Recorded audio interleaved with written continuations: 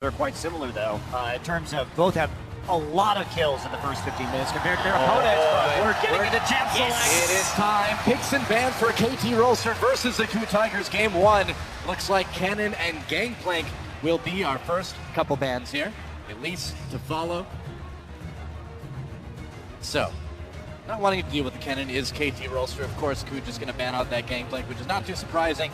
Is the Mordekaiser going to get through, though? Because, again, you know, KT's style doesn't really tailor to that very well. They did play it once, but I wonder if KOO is going to kind of hang this in front of them.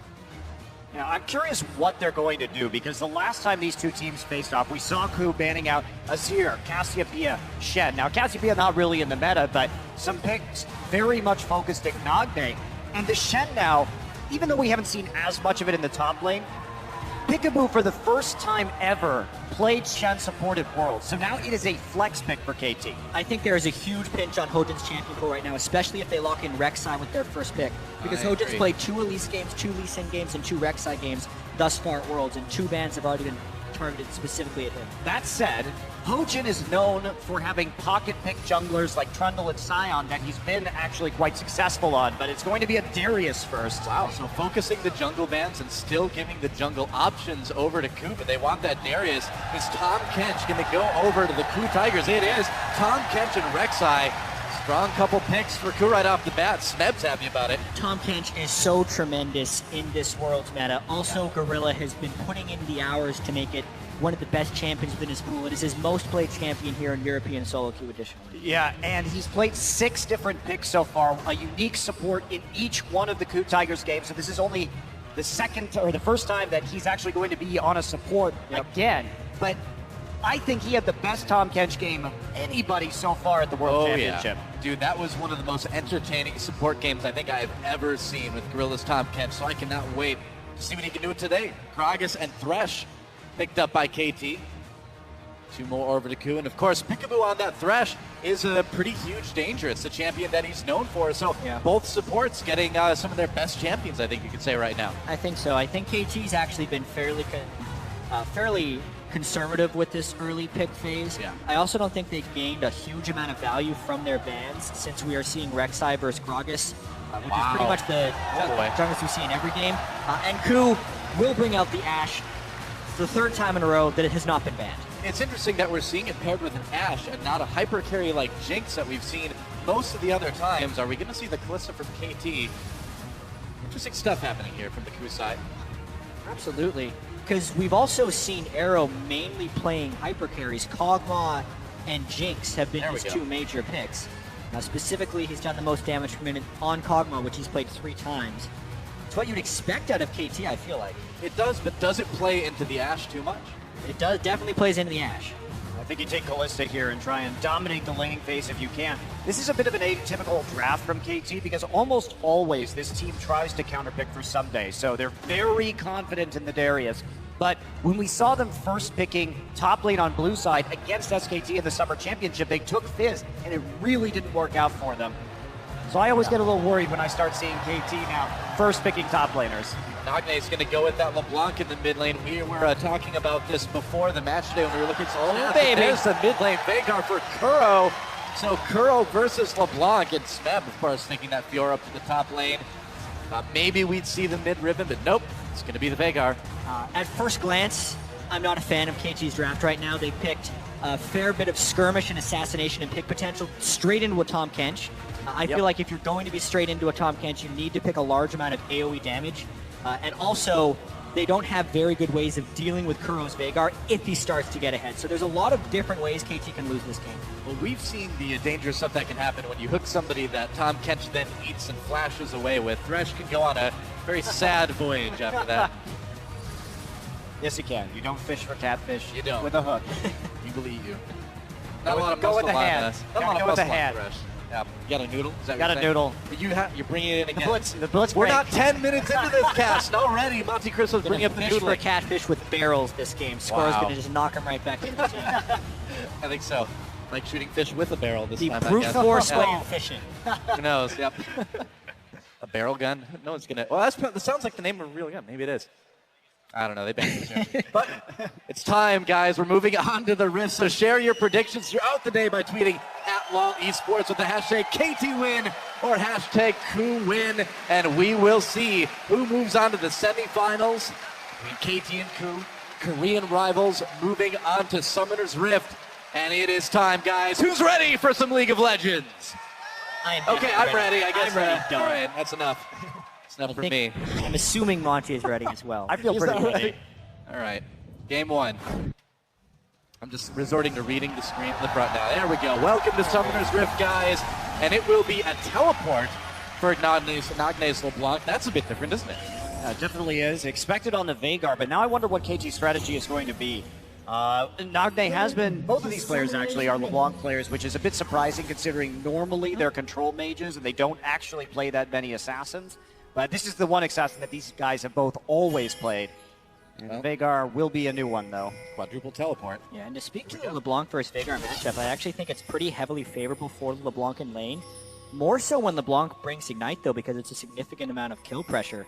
Later in the game, it gets very easy for the Veigar to just ult the LeBlanc, who's usually going a high amount of ability power, and you can almost always get the ultimate in to force the LeBlanc out of the fight after one rotation.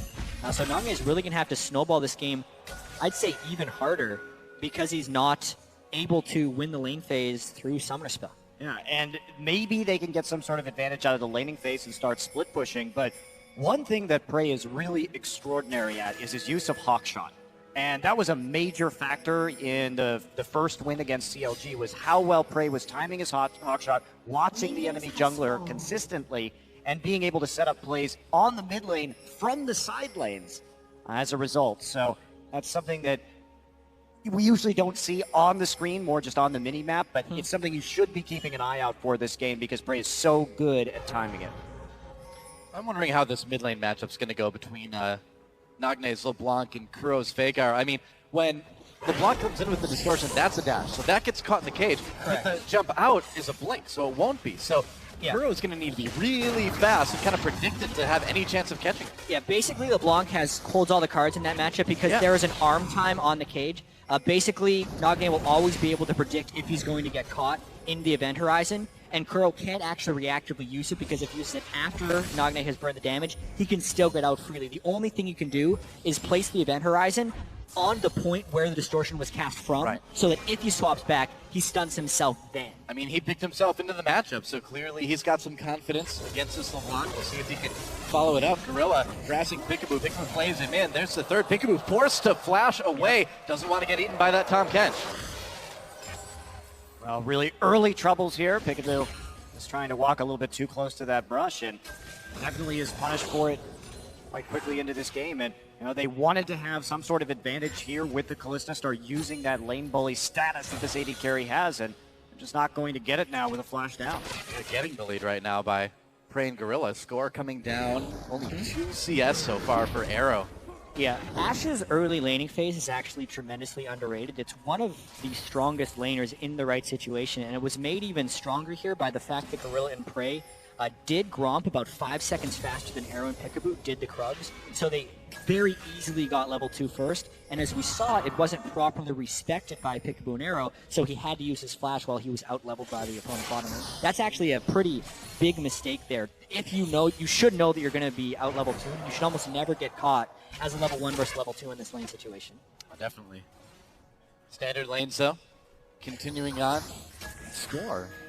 Moving up towards the top. They want to be a little bit careful because they know Hojin was lurking around in the enemy jungle. There he is. Score finding him. Going to do a little bit of damage on his way out. Actually, Nagne coming up. There's the flash. The flash in response from Hojin. Meanwhile, Someday keeps Smed up in the top lane, but he may regret it. Smed comes in. Can he get the kill? Not quite. He flashes. Tries to go over for the turret. The turret hits him. And first blood goes to Someday. Smed getting a bit overeager there. And actually, that kill was caused by Nagne's teleport because Smeb could have retreated backwards, but the teleport LeBlanc secures first blood. He doesn't get anything out of it, so he loses mid lane pressure, but the top lane matchup is much more important. For the team. I am so surprised that you'd see that level of all-in from Someday because he was really willing to scrap, but Nagne had the time in the mid lane to make the teleport up there, so it's all coordinated. We can see there's no Veigar right there, and so LeBlanc easily able to respond to this, walking up the river and then using the TP. Yeah, Smeb was able to outplay the first Decimate by getting inside the ring, and he's confident enough to do the all-in because the junglers were engaged down bottom. That flash forward, though, was the instant Smeb regretted his decision and gives up made first a blood. terrible mistake. Meanwhile, down at bot lane, things still progressing. Arrow pretty far behind in CS yet, but he has had a chance to catch up just a bit. And Someday, wow, not wasting any time going aggressive onto Smeb again. He's got that double Doran, so he's got the Ruby Crystal actually too. So he's got the sustain that Smeb is kind of lacking right now. Yeah, with that one item advantage, it's going to be very difficult for Smeb to walk up on the minion wave right now. So here's Hojin ready to help. Smeb trying to bait Someday back. Hojin comes in. There's a knockup. They know that Darius has no flash. Ward's thrown down. Someday in a lot of trouble. Can they take him up before he gets to the turret with that slow? I think they can. The heal was nearly enough. Someday pulls him in. Oh, and he gets 1-for-1. Someday already doing work on that Darius. Just getting the Decimate off cooldown, hitting two people, getting the heal in was enough to buy him time to get back under the turret. And I love this Fiora-Darius matchup. It is so fun to watch in this top side. Smeb will get a kill in response, but it's been a wild one so far. It really feels like Fiora Darius is the essence of what they say when we call it a skill matchup, because it really depends on how they play. It depends on the item timings. Different breakpoints come out throughout the game that gives either one an advantage. And that was honestly a perfectly timed gank by Hojin, but Someday executed well enough in the escape that he traded the kill back. That gank almost equalized that lane entirely, but instead they just trade a kill, and Someday will maintain a small advantage. Yep, pretty much. Picks up that long sword while Smeb picks up his Ruby Crystal. Meanwhile, a little bit of action in the bot lane. And this one could get a bit bloody overall, too. I mean, coming into this, KT and KOO, besides SK Telecom, had the highest kills per game, the lowest deaths per game, so they really know how to make the plays that result in kills. Well, not only that, though. Oh, Level Sunday 6 here. Oh, time to dive. Yep. Gonna go in. This will take turret first so that they can stack up bleed stacks if they want to go, but they're a little sloppy on the initiation there. Yeah, Someday took a couple of shots right there walking back under the turret, so they're not going to be able to pull that one off quite yet. All right, stepping right there. Yeah, that's enough poke that they're going to want to pressure Smeb off this turret or force a Rek'Sai to come up elsewhere. They haven't had eyes on Hojin, so there's going to be a little bit of trepidation on this gank. They're wondering if Rek'Sai is going to come through, but they have all the entrances covered, so they think this is pretty much a safe dive if they want to go. Should be. Score is right there, but yeah, again, they don't quite know where Hojin is, and they're actually going to give that one up for the moment. Recall for Someday, so will they decide to go for it? Smeb coming down, and it doesn't look like anything's going to happen right now. Meanwhile, in the mid lane, Kuro has fallen a little bit behind in CS, but you kind of expect that in this matchup. And when it comes to the early game, we briefly touched on this before, but in the first 15 minutes of the game, KOO was up 3.2 kills for every death that they had, and KT was up 2.25 kills for every death that they had in the group stage. Wow. So one of those things will change. One of those things will change, but they like to fight. They've been very successful at acquiring kills early. These are the top two teams at Worlds so far in terms of kill-to-death ratio pre 15 minutes. Someday going at it again. Beautifully done. Yeah. This matchup is almost entirely decided on two things. It's the riposte timing by the Fiora, and also Darius being able to land the outer ring of his Decimate. Whichever one of those goes more beneficial for either the Fiora or the Darius is generally what swings the matchup. True enough. Yes, nearly dead even though. Someday protecting himself against some ganks, which you know Hojin really wants to make happen. I don't know. We seem to have hit a bit of a lull in the action for now. Yeah, but at the moment, KOO is actually swapping lanes, and questionably whether this was scouted out by KT because they haven't pinged anyone missing. Are you looking for a challenge? Whoa, the entire KOO team almost showing up. There's Nagne as well, came in with his teleport. Someday's going to get taken out, and now they're going to go after Nagne. Can't quite catch him though. Whoa, big barrel from Score, and Kuro takes a couple big turret hits. Who might stick around to take down this turret? Man, everybody wanted a piece of Smeb in that top lane. Well, they needed to shut him down, right? He was getting too much of an advantage, so they send all 5 people up into that top side to go ahead and make a play right here. We did see Gorilla hit that level 6, try and come in very quickly, and they caught Someday unaware. And now KT scrambling to get this turret. Yeah. KT is now trying to respond to KOO's great lane swap that sent 5 people up top. I think overall, the fact that KT was able to keep 2 people down in the bottom lane means the gold's going to stay pretty close. Mainly that game top lane was KOO's way out of losing matchups. They were losing that top lane extremely badly. It's actually something the Flash Wolves did against KOO when KOO had a huge amount of pressure early on in the game, is they lane swapped their AD carry and support top lane later on in the game to equalize it. Now they're trying to swap back, but they might be a bit out of position. Oh, it's fighting time in the bot lane. Arrow comes in, throws Peekaboo on towards Prey. Eaten by Gorilla. Gorilla a lot of trouble, has to pop that E. Throws himself over to the other KOO players coming in. Nagne backing away. Smeb with the first kill onto Nagne. KOO with an early lead in this fight. Someday and Arrow in a little bit of trouble. Peekaboo already on the way out, and Someday gets knocked up by Hojin. Rek'Sai's going to be another kill. Smeb grabs it yet again. All 5 members of KOO are always in the same place.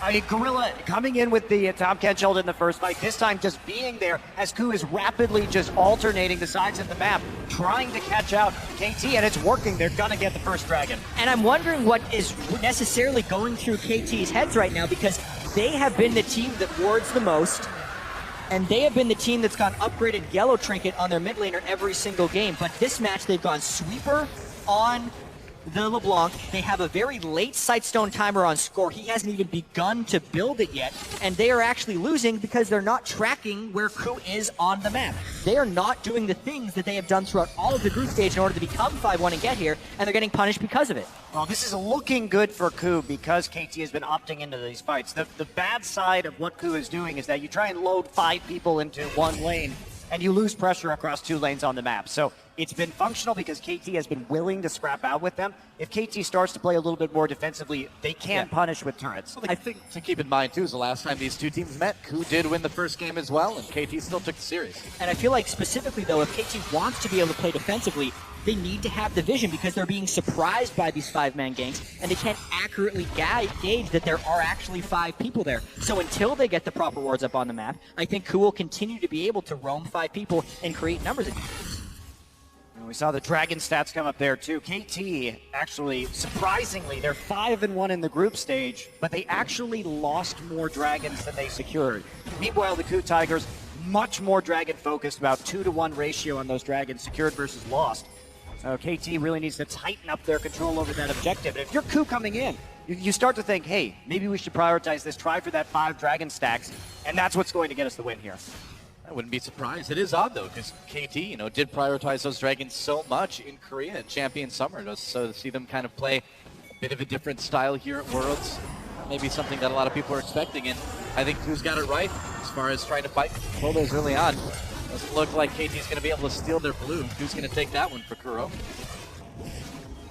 Got this big swing in the top lane, too. All of a sudden, Smeb starting out 0-1. 4 kills. 0-1, and they managed to keep Someday down. And I think what they're doing is so smart, because it's when Someday starts to get ahead and become that unstoppable split pusher that KT really gets rolling. So we just thrown a wrench in the gears there. It seems, too, that Peekaboo and Score have not been able to do what Peekaboo and Score are kind of known for doing, which is get in the enemy jungle, put down a lot of wards. You look at the map right now, not a lot of KT wards on the KOO side, and the thing is these 2 teams know each other really, really well. KOO knows exactly what KT wants to do with their jungle and support, and they're doing a great job of stopping it. I would agree. Gonna get a free turret right here, no defense. Yep. Arrow popping down. That'll help. From the jungle, but easily taken, and gonna get a freeze on the other side, though.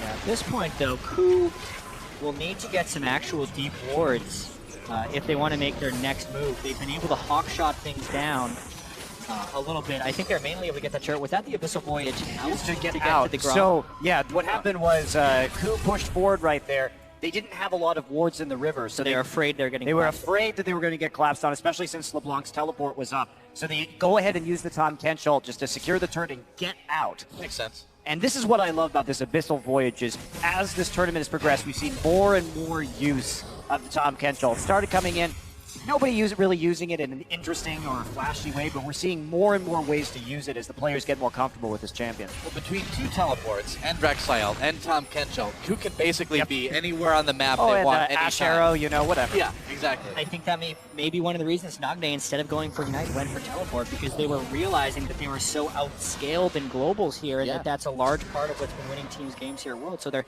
trying to keep up a little bit. Although I feel like KT is shooting themselves in the foot a little bit early here, not upgrading yellow trinkets early, going sweeper on LeBlanc when Nagne has been doing nothing but upgraded warding trinkets, and they're getting a little bit out-roamed on, and they are going to be more vulnerable to picks, I feel like, because KOO has the initiation tool with the Ash. Yeah, they definitely do. And we're getting into the point now. We talked about 15 to 30. A little bit of action on to Kuro, but Nagne not really finding anything. Peekaboo not landing any hooks. Got the flash, though. That's pretty big. Helps, certainly, against a champion like Vega that doesn't have a lot of maneuverability. 15 minutes, this is where KT, they like to farm a lot. This is where KOO likes to kill you. So we'll see who gets the better end of this, because KT has been a great team at farming all 3 lanes, but KOO, this is when they want the plays to happen. They want to fight you, they want to skirmish. And KT, the mass wards are starting to come down as they regain control over the topside river. Yeah, now things are starting to swing just a bit, but they've got to protect this mid lane turret. If KOO takes this out, along with the bottom lane, they'll have really good dragon control. KT, though, going to deny them for now. Someday it looked like he wanted to be sneaky, but no, hard to be stealthy when you're dribbling a basketball. It's too noisy. Especially trying to dribble it in water. I'm not actually sure how that works. You don't see James Bond dribbling a basketball or anything like that. You don't see anybody dribbling a basketball in a river. No. And well, you see people try, but they fail pretty miserably. Well, I'm sure they'll invent something for James Bond. If he wants to play basketball in a river, he can. Yeah, they invented an invisible car. I'm sure bouncing a ball on water isn't that How difficult. hard can it be? Come on, Q, get on that. Seriously. Well, someday, just pushing up to the top lane as well. Yeah, I will say, though, we mentioned the 10 to 15-minute jump that KOO had so heavily in the group stage, the largest of any team. They actually averaged 2,300 gold advantage specifically between 10 minutes and 15 minutes, and we're thinking, it's just because of the group stage. They had a 2,000 gold jump between the 10 and 15 minutes against KT in this game. They have been very good at making that nice rotation that leads to a team fight win against pretty much every team at Worlds, and they did it again here against KT. And here comes Dragon. Second one just came back. Wondering where the first one went. He'll probably find out soon. Can KT take it, though? You think the dragons will stop just flying back into that one pit? There's like a pile of dragon bones at the bottom. Maybe they shouldn't be here. It's like a big dragon cave underneath, and there's some dude who's like, all right, who wants to go to Dragon Funland? And they're like, me. And he's like, George, it's your turn. They open the door, and he flies out, and everyone's like, oh, I'm so jealous. I'll be next. Little did they know. It's really messed up when you think about it. And then like 25 seconds later, it is dead on average because these teams get it so quick. Nobody knows that, though. The dragon's underneath the dragon pit. They don't know about this. Somebody should tell them. The cruelty to animals is pretty real. It's horrible. Isn't it a mystical beast? Oh, mystical beasts can be animals. That's true. What are you, mystical beastist? We just need a new one. People for the ethical treatment of mystical beasts. Huh. The P-Temp? Doesn't have quite the same ring. Not really, no. Well, nobody really willing to go for the dragon so far right now. KOO just grabbing their blue buff, and we'll see if they can move around it. They've got wards down, but KT paying a lot of attention to the map right now. Yeah, the item breakpoints aren't as in the favor of a team with a lead as they kind of should be. There's already a Negatron cloak on Nagne. A lot of this would actually have to be a pick created by KOO, which is why I think they're waiting. KOO doesn't have the advantage if they just group up and dare them to fight, but if they can actually get a catch, or will it be Gorilla getting caught? Oh, Gorilla may have gotten caught here, but here comes Prey, teleports all over the place. Gorilla, Prey on the run, Kuro and Smith coming into challenge immediately onto Someday, who just gets destroyed. KT on the run already. We'll see how far KOO wants to chase, but they can really turn on that dragon anytime, and that's exactly what they're going to do. Really sure what Someday was thinking. They're right into 5 Want to be TPing. Yeah, one of the strangest things about double TP on both sides is you're never 100% sure who is coming in whenever teleports are there. It's true. So maybe he didn't think he was going to come in right onto a baby cage from Veigar. But specifically, that's one of those teleports you almost have to cancel because his team was not in position. He should have seen the beginning of the Rent Horizon because he was stunned the instant he came in. And it's 4th death there for Someday. He's actually getting punished pretty hard. He was playing so well in the early game, but now I really feel like a lot of desperation coming in from Someday here in the mid lane. And he should feel desperate with KT falling farther behind, losing that second dragon. It's got to be starting to make him sweat a bit. Oh, Gorilla, he's fishing. I feel like fights that begin by Tahm Kench taking damage almost always favor the Tahm Kench. My experience through all of the Tahm Kench teams in the world. Relish, isn't it? That fight, Nagbe ended up blowing his TP too, trying to come in from behind. Really disjointed, poor engage there from KT. You gotta wonder how experienced they are with playing with this double teleport. It was never a huge thing in Korea in the summer. It's something that I feel like the teams from that region are still kind of learning a bit about. It's definitely something that many of the teams here at Worlds from across regions have had to take a lot more seriously. We thought this is the way the mid lane was going to go at the World Championship, just given the champion pools and the opportunity to do so. What I feel like is so interesting about this matchup is the double teleport was more for the controlling mages that don't have solo kill potential. I didn't necessarily expect to see teleport on an assassin. Yeah, you think you'd still want to go with something like Ignite instead. Yeah, because then you can out-pressure the person teleporting and stop his ability to TP. One wonders. Especially since they have to kill this Veigar early in the late game, and they could do that with LeBlanc flank, just being a little bit sneaky on the side. Using the control of the vision, but it's not going to be quite so much of an option in this particular matchup. Yep. KT pressuring that mid lane now. Never mind, they're not. Well, they're trying to, but we've kind of been over this discussion of Veigar and how I think it's going to be a massive pick throughout the rest of Worlds because he has almost everything that is currently valued in the game. Great late game scaling, great siege, great wave clear. He can assassinate other squishes coming at him. He's a strong team fighter. The only weakness is his mobility, and he is attackable in that sense. But if you're positioned well in the hands of a good player, it is one of the most powerful mid lane picks. Yeah, we talked about him kind of as a new Victor, a little bit less mobility, but counterbalancing that with some insane single target damage and an ability to punish AP champions both in the mid and the top lanes as they come through. Well, man, if you get hit by an Ash arrow, that's just like a golden ticket for Veigar to walk up and destroy you. I mean, Instant death. You're not living through getting hit by an Ash arrow if the KOO Tigers fire it because they're going to chain it straight into Event Horizon, and that's going to be it.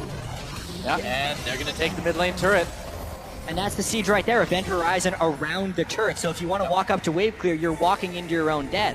Unless you can set up flanks, but at the time, KT doesn't even have their teleports up right now, so a really smart move for KOO to siege in that particular situation. KOO is actually very vulnerable to flanks, especially if they're using their Event Horizon in a siege situation, but they were very safe to do so in that situation. KOO's doing such a good job at moving around the map in a group too, and we talked about, when you move in a group like that, you let the other lanes get behind, but they've got enough pressure across lanes now that they've got the time to do that, I guess, and make it work. Well, the pushing pressure really isn't there for KT. I suppose they have to try to match KOO, don't they? Arrow's still waiting on that Ruinous Hurricane, so he can't wave clear as fast as he would like, so this is a great time for KOO just to set up this Veigar siege.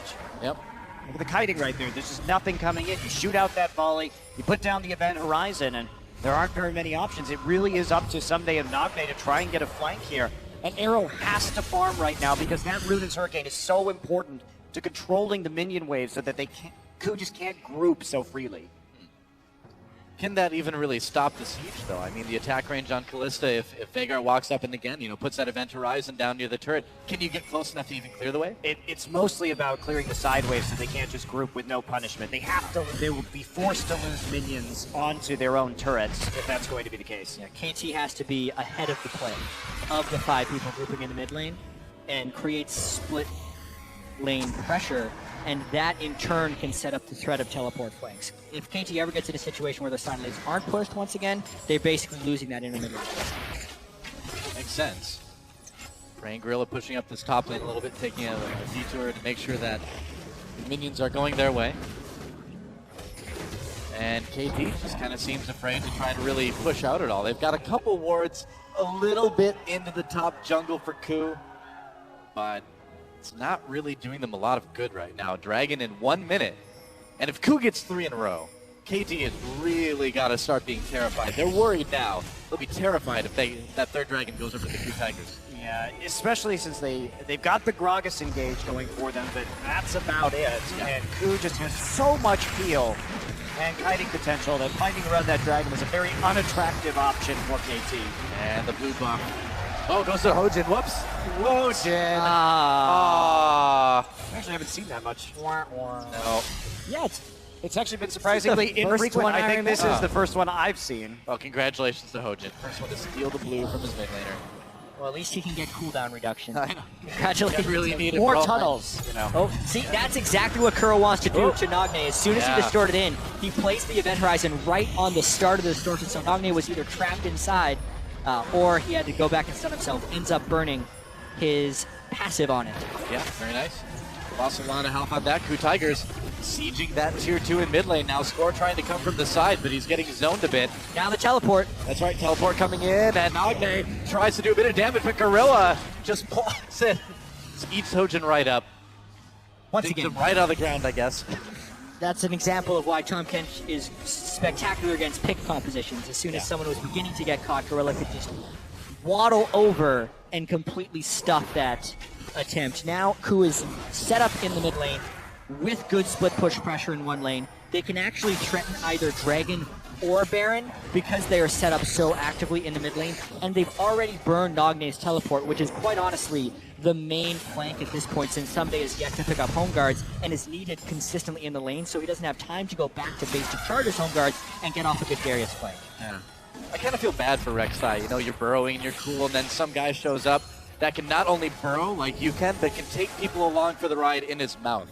It's like, great, well, I guess I'm kind of boring now if I'm Rek'Sai. Looks like third Dragon being started by the KOO Tigers. And will KT be able to stop this? They need to stop this. If there was a time to stop it, it would be now because they have not got a pick before the Dragon. Coming in, waiting to try to smite it away. KOO breaking out for the moment. Oh, Score takes the Dragon for KT Rolster. Arrow comes in onto Arrow. He's going to cleanse it immediately, and KT trying to kite away. Kuro gets bounced in, though. He's in trouble. No, gets picked up by Girl, of course, but knocked over the wall. In fact, Someday got that kill. And now KT comes in. A huge apprehend by Someday, and KT all over the KOO Tigers. Even the challenge from Smeb wasn't enough, and there goes Gorilla. That is nearly a clean ace for KT Rolster. Credit to KT Rolster for taking a fight and playing well, Yeah. but a big mistake by KOO Tigers to not prep that fight with vision or a pick of some kind. They just allowed KT a free attempt at the Dragon Steal and then a full straight-up 5v5 engagement. You can't respond with the arrow here. So the event horizon goes down, it just zones out while the Dragon dies. And at this point, KOO gets very greedy. With the event horizon down, shooting the arrow is not as attractive, especially when it hits the Callisto running cleft. And right here, Pickaboo zones him out. Kuro gets hooked. So poor positioning from the Veigar. Gorilla tries to save him, but he just dies inside the belly from the damage over time. And then Someday comes in with a huge apprehend. Big body slam right into a 3-man apprehend, and it is lights out for the KOO Tigers. Someday Score and the Hurricane from Arrow did so much work in that fight, but specifically it was just a very poorly played setup by the KOO Tigers. They lost all of their zone control, and we mentioned how they're vulnerable to flanks because they actually have a fairly not a very mobile team composition with the Veigar and the Ashe, but they have tremendous setup. They sacrificed their setup and they allowed KT to then use the mobility of the Blanc Gragas and Kalista to get in on them. But now they're trying to shut down Someday yet again. Trying to save Smeb. Someday in a little bit of trouble on Very the big run carries. now. KOO is all over him, and he is out of there. Even the ultimate can't save him, and Smeb topped off with that heal. After the kill, he's 5-2-2 now, so still doing okay. Gold lead is in favor of KT. They do have the pressure right now, but they'll need a little bit more from that. We're able to pick up the Baron, too, and all that. Baron up minions, Ashe Arrow down, so they're feeling pretty safe about this siege. Yep. Chasing KOO up. There we go. Score. A little bit of trouble. Knocks Smeb away. Has to burn his ult just to stay alive. So how much can KT get done with this Baron buff? Well, it's going to be the question. They already wasted it a little bit by sacrificing Someday right there, putting him in a vulnerable position where he could get killed. And so now we've got a little bit of waiting to do. One thing that's a bit interesting here is we haven't seen the Aegis come out yet. Score has intriguingly decided to build a frozen heart in this game, which I really don't think is the priority when we're playing against a Veigar. I mean, clearly they're worried about Smeb, but still, yeah, late game, that Veigar is going to do extreme amounts of damage. I can kind of understand it. If KOO wants to use his ultimate on Score to kill him, KT's probably saying, sure. Then Arrow, Nagne, and Someday are going to be able to do work. So I can see the logic behind it, not to mention with the Cinderhulk and the Mercury Treads, it will be hard for KOO to one-shot him anyway. I also have to mention the frontline power of KT and how interesting it makes these mid to late game fights. Because if Someday and Score get to a tanky enough point where an Ash Arrow will not kill them, and if Peekaboo can complete the Mikhails, the lack of frontline for the KOO Tigers will create incredibly difficult teamfight situations for KOO. Late game Fiora, as strong as you can get, if you're not finding the right initiations in a teamfight and you can't get through the other team's tank line, you become extremely ineffective. KOO just wants their blue buff right now. They're not going to get it, though. Went over to Arrow, able to steal it with that Ren. Meanwhile, mid-tier 2 goes down in favor of KT. They got the turret. Can KOO punish this at all? Doesn't look like it. Looks like they just have to defend their inhibitor turret. These event horizons haven't really impressed me from KOO this game. He's had a couple of good ones, but he seems to be throwing it down too early and not really considering the rest of the crowd control on his team, because that one spell is incredibly crucial to how they're going to team fight or even defend these towers. Positioning does seem off a bit. KT going after that tier 2 down in bottom now.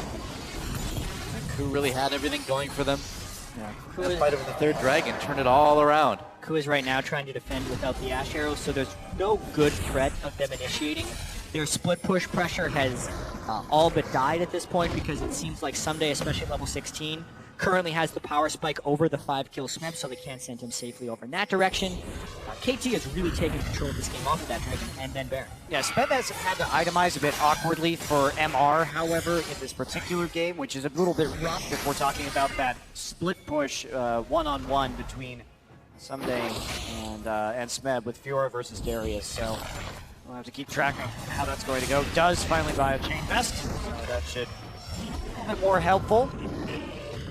And KT looks like they just want to push the lanes out. They recall early, stop the siege. They really need to set up for this dragon. Yeah, that's just it. I mean, it's only 35 seconds or so until that next dragon comes up, so if the waves aren't pushing your favor, you're going to have a lot of trouble trying to secure it. And I do want to point out the change in strategy mid-game here by KT.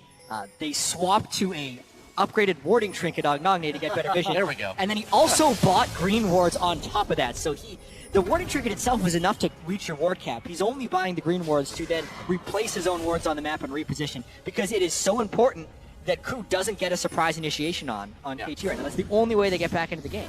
They're trying, hiding in that brush for a moment. Gonna clear some wards out. They want that third dragon, or fourth dragon, or their third dragon stacked to this. This game could still end. I mean, it's not that much of a goal difference at this stage, and one good arrow from Prey can really turn things around and open up this match. It's a close game. If KOO gets the fight they want, it could end right there, but the same could be said for KT, and I feel like we're seeing a lot of what we saw in that last best of 5 that we saw in the semifinals for Champion Summer between these two teams. Very tight games. Yeah. Evenly contested. KT just trying to get the control over the mid and the bottom side right now. They've got great wards in the bottom for LeBlanc right now to keep split pushing up, so Nagne will feel very safe. And KOO just gonna back right off as the waves start to hit their tier 2s. Pretty much. I'm wondering how much AP KOO has right now. How much he's been able to build over the course of the game. Let me tell you. Find out. 700 is the answer. Yeah, he's gained lower than I would have expected. He's gained 200 from his stacking as of now, and he's also gone for the death cap early, which many consider to be the suboptimal build. You get so much bonus AP, you almost want to go Void Staff's second item. Yeah. But instead, he's just going for the big numbers. Interesting. Well, KOO going for the tier 2 down in mid lane here. KT may try to go on to this, though, someday. Back. That's a Gonna burn teleport. That teleport. He's coming in. KOO Tigers on the run already. Teleport from Nagne as well. Someday. Trying to flank, trying to bottle in the KOO Tigers. Smeb goes in on the score. He's going to get turned on immediately, though. Pops that ultimate on the score. Can't get the kill, can't get the heal. Peekaboo in the mid lane. There's a kill for Arrow now. Score goes down, or rather Smeb goes out. Someday in the team all over the KOO Tigers. There's the ult, and here come the resets. Flash with the apprehend as well. Nice grab onto Kuro from Peekaboo. And this fight is all KT. Triple kill already for Nagne. Yeah, KT completely steamrolls KOO in that straight-up engagement. Well, they had good flanks that exposed the event horizon early from Kuro, and then KOO really just had no chance against the power of this KT composition. Someday just rolling in with the home guards, and that's been a specialty of Someday for a long time. Great TP flanks, finds it again, baits out the event horizon, and there's no more defense for KOO. They try and split, but this is going to be the end of the game. That's right. Kojin doing everything he can, but the timers are just too long, and there goes the Nexus. Game 1 goes to KT Rolster. GG. Very competitive game. Back and forth there. That one fight at Dragon got KT back in it after they made some mistakes in the early game, started to fall behind in kills, and you could see KOO did everything they could to try and control Someday. Yeah, it really felt like for about the first 20 minutes of this game, KOO was playing their composition exactly how they intended. But then after that point, as we actually saw many times during the group stages, KT found that one mistake the opponent made and then never relented the advantage gained off of that fight. After the Dragon fight, KOO really had no chance, it felt like. Yeah, and I mean, it was still competitive to the end. If they would have had that miraculous team fight, if they would have had that Astra that they wanted, maybe they could have team fought their way back into the game. But I think we're in for a very good series here. Game 1 already looking pretty close, and I've got a feeling this one certainly could go the distance. I had my questions about that